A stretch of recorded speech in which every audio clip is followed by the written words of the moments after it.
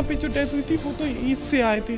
वहाँ पे एक आदमी था, वो बोला कि वो देखो लेटा हुआ है, क्योंकि ये दीवार लंबी है तो रात में इधर का ज़्यादा नहीं दिखता है, यहाँ छाई पड़ जाती है। वो बोला वो देखो लेटा हुआ है। वहाँ से 4 आदमी कूदे, मुँह उनका बंधा हुआ था, हमने उधर कॉर्नर से देखा था, बंधा हुआ था। उन्होंने मारा और बस जैसे यहाँ गोलियां चलने लगी तो मेरे दोनों बच्चे इस कमरे में थे, इतनी तेज कीक रहे थे, रो रहे थे, इतना दहशत थी, फिर आप समझ सकते हैं।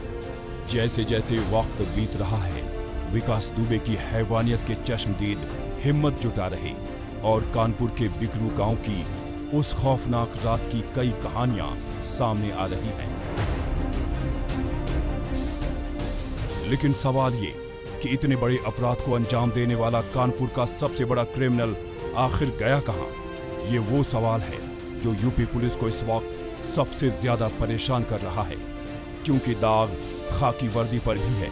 अगर पुलिस वालों की शह न होती तो विकास दुबे गैंगस्टर न बना होता, और अगर भेदिए का रंग खाकी न होता तो शायद 8 पुलिस वाले शहीद न होते।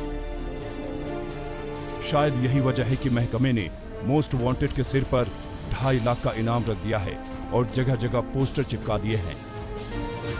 विकास दुबे पर 1 लाख रुपए का इनाम पूर्व में था, लेकिन जिस तरह का इसने गंभीर अपराध किया है उसके मद्देनज़र इस पर 2.5 लाख रुपए के इनाम का रिकमेंडेशन हम लोगों ने डीजीपी ऑफिस भेजा था, और डीजीपी सर ने 2.5 लाख रुपए का इनाम इस पर घोषित कर दिया है।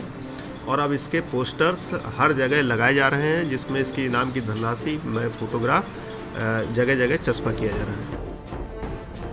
विकास दुबे के पंख कितने बड़े हैं, इसका अंदाजा इस बात से लगाया जा सकता है कि वारदात को अंजाम देने के बाद वो बड़ी आसानी से फुर्र हो गया और किसी को भनक तक नहीं लगी।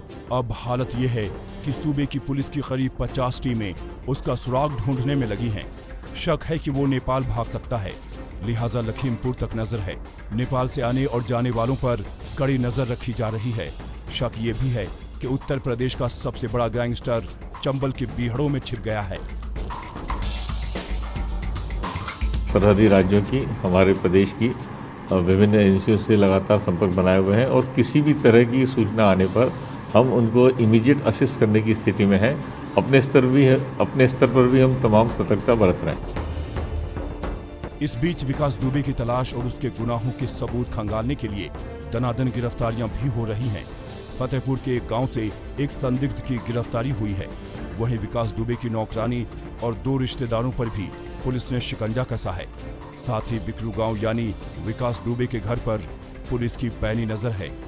पुलिस को शक है कि विकास दुबे के घर के बगल में बने कुएं में कुछ सबूत मिल सकते हैं।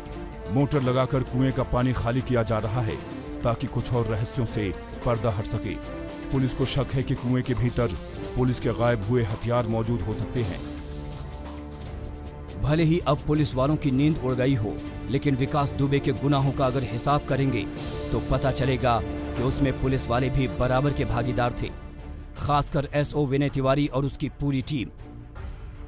एसओ विनय तिवारी के खिलाफ सीओ देवेंद्र मिश्रा ने तत्कालीन एसएसपी को लिखित शिकायत भी की थी, लेकिन किसी के कान पर जूं तक नहीं रेंगी, और जब चिड़िया खेत चुग गई तो भेदिया टीम को सस्पेंड कर दिया गया।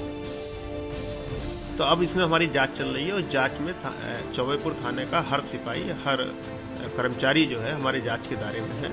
और जैसे ही ये पिन पॉइंट हो जाएगा कि इस व्यक्ति ने इस अपराधी को सूचना दी थी, तो वो अगर पुलिस विभाग का कर्मचारी होगा तो उसको हम धारा 302 का मुलजिम मानते हुए उसको जेल भेजेंगे, साथ ही उसको नौकरी से बर्खास्त भी करेंगे। ये हकीकत है कि अगर गैंगस्टर का कोई गॉडफादर न होता तो शायद 8 पुलिस वाले शहीद न होते। ये सही है कि खाकी और खादी ने उसे शह नहीं दी होती तो पूरे राज्य की पुलिस एक अपराधी को पकड़ने के लिए खाक नहीं छान रही होती।